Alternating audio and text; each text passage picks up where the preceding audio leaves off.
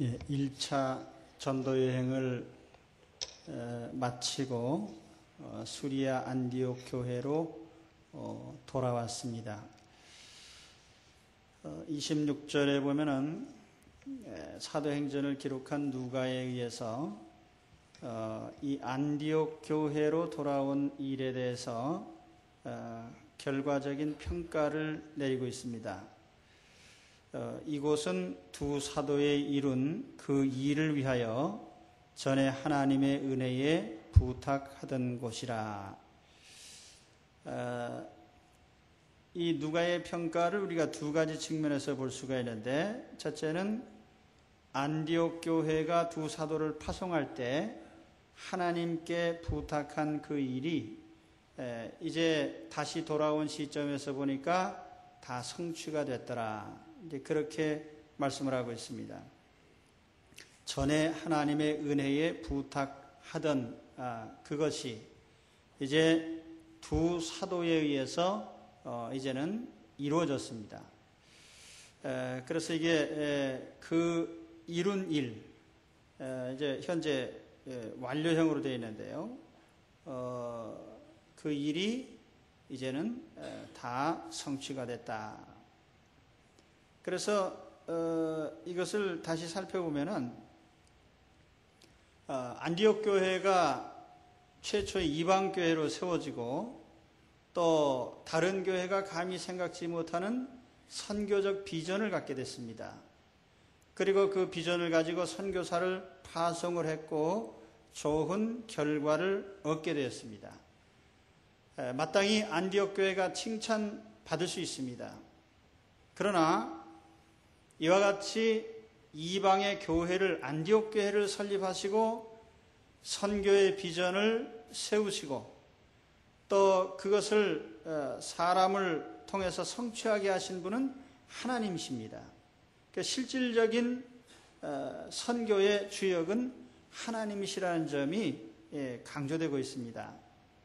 또한 이 모든 전도적 성과들, 말하자면 사람들이 예수님을 믿게 된 일이나 또 두 사도를 통해서 기적이 일어난 일들이나 또는 두 사도가 여러 가지 박해와 환난을 견디고 이긴 일이나 이런 모든 성과들은 하나님의 은혜로 된 일이다라고 하는 점을 또 강조를 하고 있습니다. 오늘 우리가 선교사를 파송하고 선교적인 사역을 교회적으로 감당하고 있습니다. 그러나 여기에 가장 중심적인 일은 하나님의 은혜에 부탁하는 일이에요. 물론 우리가 사람을 뽑는 일이나 또 선교 전략을 세우는 일, 또 생활비를 지원하는 일, 이게 다 중요한 일이죠. 그렇지만 이러한 모든 일보다 더 중요한 것은 이 모든 일을 우리 주님께 부탁하고 주님께 의지하는 일입니다. 왜냐하면 이와 같은 선교적인 모든 사역은 주님이 세우시고 또 주님이 집행을 하시기 때문이에요. 바울과 바나바가 이룬 이 많은 업적은 결과적으로 보면은 우리 주님께서 세우신 계획에 의해서 이루어졌다는 점, 이것을 이제 전체적으로 얘기를 하려고 하는 것입니다. 그리고 그 다음에 27절, 28절에 보면은 하나님이 하신 일을 보고를 했습니다. 이르러 교회를 모아 하나님이 함께 행하신 모든 일과 이방인들에게 믿음의 문을 여신 것을 보고했다. 오늘날에도 선교사들이 선교활동을 하고 선교 보고를 합니다. 무엇을 어떻게 보고할 것인가, 그 모범 답안이 오늘 나와 있어요. 여기에 두 가지를 보고를 합니다. 첫째는 하나님이 행하신 모든 일, 이것을 이제 보고를 하는데, 사람이 무엇을 행했나를 얘기한 것이 아니고 하나님이 어떻게 행하셨는가를 보고한 것입니다.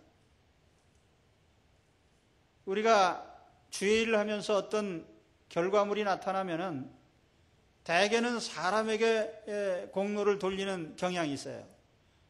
이것은 안디옥 교회가 이룬 일이다. 이것은 바울과 바나바가 이룬 일이다. 라는 식의 이런 인간적인 평가가 앞서는 것이 사실인데, 그러나 오늘 말씀에 보면은 하나님이 무슨 일을 하셨느냐, 하나님이 어떤 일을 행하셨느냐, 이거를 얘기를 하라는 거예요. 오늘 우리가 주님의 은혜를 간증합니다마는 간증의 주체는 인간이 아니고 하나님의 역사입니다.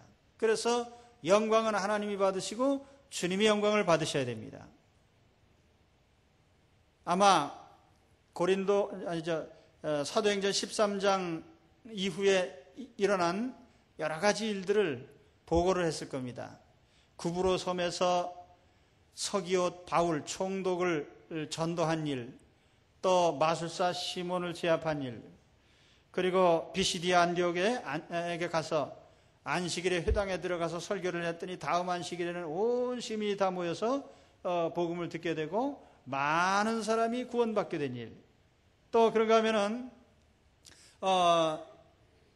유대인들이 시기심이 가득해서 사람들을 선동하고 나쁜 감정을 품게 하고, 또 그런 가운데서도 복음을 또 증거해서 많은 이방인들을 구원한 일, 또 사람들이 참 폭동을 일으켜서 돌로 치려고 하기 때문에 할 수 없이 또 이고니온으로 피신한 일, 이고니온에서 유대인 회당에서 전도함으로 많은 유대인과 헬라인들이 또 믿게 됐습니다. 그리고 다시 루스드라에 가서 복음을 전도할 때 거기 날 때부터 걷지 못하는 사람을 일으켜줬더니 사람들이 바울과 바나바를 제우스 신과 헤르메스 신으로 오해를 하고 제사를 드리려고 한 이런 사건도 있었습니다. 그런가 하면은 또 상황이 뒤집혀서 유대인들이 무리를 선동해가지고 바울을 돌로 쳐서 죽이고 성 밖에 내다버린 일도 있었습니다. 거기서 바울은 기적적으로 일어나서 또 다시 복음을 전하게 됐어요. 더베에 가서 은혜롭게 복음을 전하고 돌아오는 길에 이 교회들을 다시 들려서 그곳에 교인들을 격려하고 또 지도자를 뽑아서 세운 일. 그래서 바울이 이 선교지를 차례로 돌면서 새로운 성도들에게 복음을 전하고 교회를 세운 이 일들을 보고를 했던 것입니다. 그러나 이 모든 일은 하나님이 하신 일이죠. 그래서 우리도 우리 인생에 일어나는 모든 일에 대해서 하나님이 내 인생에 이런 일을 하셨습니다. 우리는 이렇게 고백을 해야 돼요. 내가 뭘 했더니 이렇게 됐다. 이게 내가가 아니라 주체는 하나님이시야. 우리의 모든 삶에서 주님이 내 인생을 이렇게 인도하셨습니다라는 고백이 있으시기 바랍니다. 그리고 두 번째 보고는 하나님께서 이방인들에게 믿음의 문을 여셨다. 이 사실을 보고라고 했습니다. 이건 대단히 중요한 주제입니다. 믿음의 문이라고 하는 것은 예수님을 구주로 믿으면 구원받는다고 하는 복음의 문을 말합니다. 이 믿음으로 구원받는, 복음을 믿을 때 구원받는 이 진리가 이방인들에게 열려졌다 하는 것입니다. 이 이방인에게 복음의 문이 열렸다는 것은 이 당시로서는 획기적인 사건이고 대단히 중요한 사건입니다. 왜냐하면 복음이 이방인에게 퍼진다는 것은 당시로서는 상상할 수 없는 일이었기 때문입니다. 본래 복음은 유대인으로부터 일어났어요. 예수님이 유대인입니다. 12사도도 유대인입니다. 예수님께서 사역을 하신 지역이 유대인의 나라입니다. 그리고 예수님은 유대 땅에서 십자가에서 죽으시고 거기서 부활하셨습니다. 가룟 유다 대신에 뽑힌 마띠아도 유대인이고 바울도 유대인이고 바나바도 유대인이고 또 최초로 세워진 오순절날의 최초의 교회도 유대인들의 교회예요. 그래서 심지어는 수제자 베드로조차도 이방인에게 복음이 전해질까, 이방인이 구원받을 수 있을까에 대해서 의심을 품었던 것입니다. 그래서 하나님께서는 이 베드로에게 고넬료의 환상을 보여주면서 하늘에서 부정한 짐승이 내려오는 환상을 통해서 부정한 이방인이 구원받는다는 사실을 베드로에게 깨우쳐 준 겁니다. 그래서 베드로가 고넬료 집을 방문하고 깨달은 바가 뭐냐면, 하나님이 이방인도 구원하시는구나. 여러분, 유대인의 사고방식에 의하면 이방인은 개와 같은 아주 참 부정한 존재로 이렇게 여겼기 때문에. 그런데 그 복음이 단지 고넬료라고 하는 한 사람에게, 이방인에게 전달된 게 아니고, 그 복음이 이제는 사마리아를 넘어서서 수리아 안디옥에 이방인 교회가 세워졌죠. 그래서 이방인의 교회가 세워지자마자 베드로와 요한을 파송을 해서 그 안디옥에 세워진 교회가 이방인들이 거기 믿는다고 하는데 그들이 과연 어떤 모습일까를 그들이 관심을 가졌던 것입니다. 그래서 이제 안디옥의 교회가 세워졌는데 어떤 의미에서 그 예루살렘과 유대의 영향력 아래 두려고 했던 것이 사실이에요. 그런데 안디옥에서 이번에는 선교사를 아예 이방 땅으로 보냈습니다. 구브로와 아시아 지역에 바울과 바나바를 보냈고, 거기서 구원받은 사람들은 유대인보다도 이방인이 중심이 되어 있어요. 그러니까 이방인이 이제는 대대적으로 구원을 받게 된 것입니다. 이와 같은 사실을 알게 되었을 때에 안디옥에 있던 교인들, 물론 그들도 많은 참 놀라움과 감격을 체험을 했고, 이 소식을 들은 예루살렘에 있는 유대인들은 더 놀랐어요. 아니, 그렇게 많은 이방인들이 구원받을 수가 있나? 그래서 이 사건이 얼마나 획기적이고 충격적인 것이었나 하는 것은 다음 주부터 있을 이 사도행전 15장의 말씀에 기록이 되어 있습니다. 거기 보면은 예루살렘 교회 또는 그 모든 교회 지도자들이 모여서 교회 역사상 최초의 교회 회의를 했습니다. 그래서 거기서 다룬 주제가 뭐냐면은 이방인들이 구원받았는데 그 구원받은 이방인들을 유대인들의 입장에서 어떻게 받아들여야 되느냐. 그래서 거기에서 논의를 거듭하고 내린 최종적인 결론이 뭐냐면은 이방인도 유대인과 다름없이 예수님을 믿음으로 구원받는다. 그리고 거기에 구원의 조건이 다른 조건이 필요 없다. 말하자면 유대인들은 예수 믿고 구원받아도 할례를 받아야 된다. 혹은 결례를 지켜야 된다. 절기를 지켜야 된다. 이런 것들을 주장을 했거든요. 그런데 우리가 구원받는 일, 세상에 있는 모든 사람들이 하나님의 자녀가 되는 길은 오직 예수님의 십자가를 의지해서 용서를 받고 속죄받으면 누구든지 다 구원받는다는 사실을 천명을 했습니다. 대단히 중요한 결정이죠. 그리고 만일 이때 이 결정을 하지 않았더라면 기독교는 영원히 유대교의 범주를 벗어나지 못했을 것입니다. 그리고 이와 같은 획기적인 결정의 이면에는 바로 바울과 바나바가 이방 땅으로 복음을 전해주고 그곳에서 복음의 문이 열렸다고 하는 이 사실을 증거했기 때문에 확실하게 이런 결의를 할 수가 있었던 것입니다. 그 후일에 바울은 이와 같은 구원의 도리를 더 확실하게 하기 위해서 로마서 또 갈라디아서를 기록했던 것입니다. 그 내용을 보면은 누구든지 예수 그리스도를 믿으면 하나님의 자녀가 된다라고 하는 바로 이 확고부동한 진리를 확증하고 있습니다. 여러분, 우리가 구원받은 것은 어떤 우리의 의로움 때문이 아닙니다. 우리가 무엇을 행했기 때문도 아닙니다. 우리가 남보다 많이 알기 때문도 아닙니다. 우리가 종교성이 많기 때문도 아니에요. 우리가 도덕성이 많기 때문도 아니에요. 어떤 것도 아닙니다. 오직 우리 모든 사람들이 예수 그리스도를 구주로 믿는 것 때문에 하나님의 자녀로 인정받은 줄 믿습니다. 제일 중요한 거예요. 예수 그리스도 외에 구원의 길이 없습니다. 어떤 분들은 그래요. 그 예수님 우편에 있던 살인 강도가 즉시 구원받은 것을 인정해야 되냐? 그 사람은 평생 강도질만 하고 남을 위해서 좋은 일 한 번도 안 한 사람이에요. 이런 사람이 어떻게 하루아침에 하나님 자녀가 되고 천국에 갈 수 있냐? 그래서 지금도 교회 밖에 있는 안 믿는 사람들이 교인들을 비난할 때 항상 그런 소리를 합니다.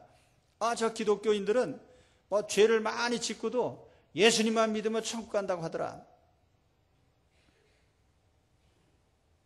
극단적으로 판단할 때 그렇게 볼 수가 있어요. 그러나 그건 사실입니다.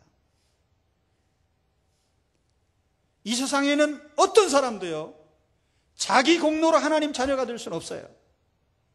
왜냐하면 우리는 자기 죄에서 결코 벗어날 수 없는 죄인이기 때문입니다. 그래서 하나님께서는 우리의 죄를 우리가 갚으라고 하지 않으시고 하나님께서 해결해 주신 겁니다.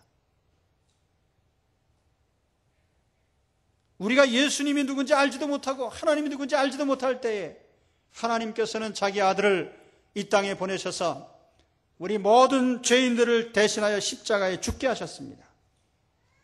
그리고 구원의 길을 활짝 열어놓으시고 이 사실을 믿고 주님을 영접하는 사람마다 하나님의 자녀가 되게 하셨어요. 할렐루야. 그래서 오늘 우리가 예수님을 믿고 하나님의 자녀가 됐습니다. 우리 중에 누구라도 그래도 나는 종교성이 많아서 예수님을 믿게 됐지, 또 혹이라도 내가 그래도 종교적인 선택은 잘했어, 이렇게 생각하는 사람이 있다면 착각입니다. 주님이 나를 부르신 것, 주님이 나를 선택하신 것을 기억하시기 바랍니다. 주님이 나를 택하시고 부르신 결과로 오늘 우리가 예수님을 구주로 고백한 것이 우리의 축복입니다. 여러분, 내가 예수 믿기로 작정한 것이 내가 결심해서 된 일인 줄 착각하지 마세요. 하나님이 나를 부르신 결과인 줄로 믿습니다. 하나님이 나를 택하신 결과예요.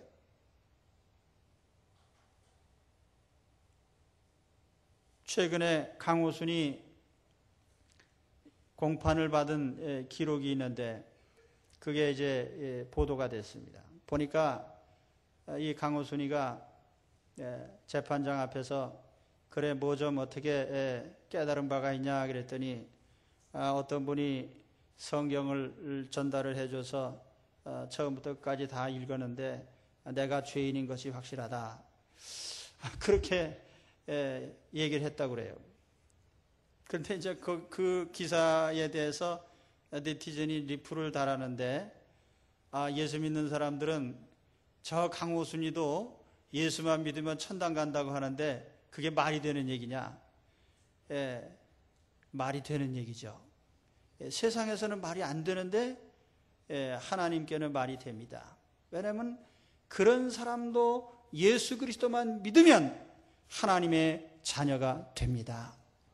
평생 아무리 자기가 의롭고 선하고 잘난 척하고 살았어도요, 하나님 앞에 볼 때는 그는 하나님을 인정하지 않은 가장 사악한 죄인이요, 하나님의 뜻을 따르지 않은 죄인이요, 하나님을 섬기지 않은 죄인인 것을 알아야 됩니다.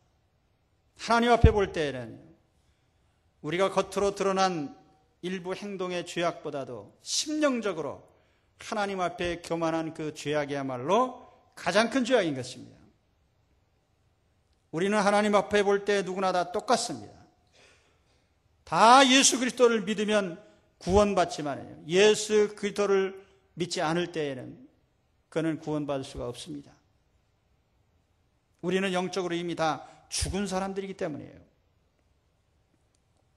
하나님과 단절된 사람들은 영적으로 죽은 자리에 있다고 성경은 말씀합니다.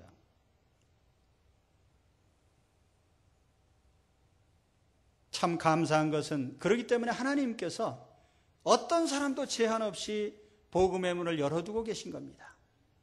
우리 인간적으로 선입견을 갖지 마세요. 저 강호순이가 구원받을 수 있을까? 잘난 척하지 마시라고요. 인간적으로 교만하지 마세요. 지가 깨끗하면 얼마나 깨끗해요. 하나님은 그런 사람을 위해서 하나님의 아들이신 예수님을 십자가에서 죽게 하셨습니다. 그렇기 때문에 예수님의 십자가는 강호순보다 천만 배 더 악한 죄인이라도 하나님의 자녀가 될 수 있게 하십니다. 예수를 믿는 믿음이 그와 같이 큰 구원의 능력입니다. 이 복음의 능력을 여러분들 인정하시고 깨달으시기 바랍니다. 구원하는 능력, 그래서 어떤 이방인이라도 구원받습니다. 여러분, 유대인들은 저 비유태인들, 참 불결하게 사는 이방인들, 개나 돼지 같은 이방인들도 구원받을 수 있을까라고 의심했습니다. 그러나 하나님이 다 구원하셨어요. 오늘 우리 또한 마찬가지예요. 우리도 우리 주변에 죄를 짓고 참 망나니 같이 사는 사람들 있습니다. 그러나 그 사람들이 구원받지 못하리라는 단정은 우리가 할 필요가 없어요. 하나님은 얼마든지 구원해 내실 수 있습니다. 예수님의 십자가의 능력이 그만큼 크다는 얘기예요. 오늘 우리가 성찬식을 같이 거행합니다. 주님이 성찬식을 우리에게, 우리 주님 다시 오실 때까지 이 성찬식을 거행하면서 나를 기념하라고 그랬어요. 뭘 기념해요? 예수님 십자가에서 죽으신 그 사건을 기념하라는 거예요. 오늘 우리에게 가장 중요한 게 뭡니까? 예수님의 십자가의 죽으심이고 속죄입니다. 그래서 오늘 우리는 모든 죄에서 구원을 받게 된 것입니다.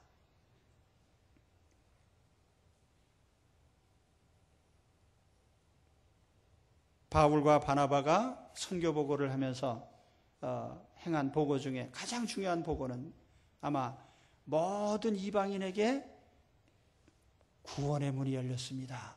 복음의 문이 열렸습니다. 믿음으로 구원받는 문이 열렸습니다라고 한 이 보고입니다. 오늘 이 예수님의 십자가의 은혜를 함께 나누는 우리들이 되시기를 바랍니다. 내가 어떻게 큰 용서를 받았는지요, 하나님이 어떻게 큰 용서를 우리에게 주시는지 서로에게 얘기할 수 있기를 바랍니다. 이 설교에 반을 했습니다.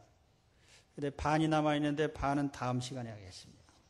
오늘 성찬식을 거행할 텐데 여러분, 오늘 이 성찬식을 통해서 우리는 예수님의 십자가 은혜를 같이 나누면 되겠습니다. 기도하겠습니다. 하나님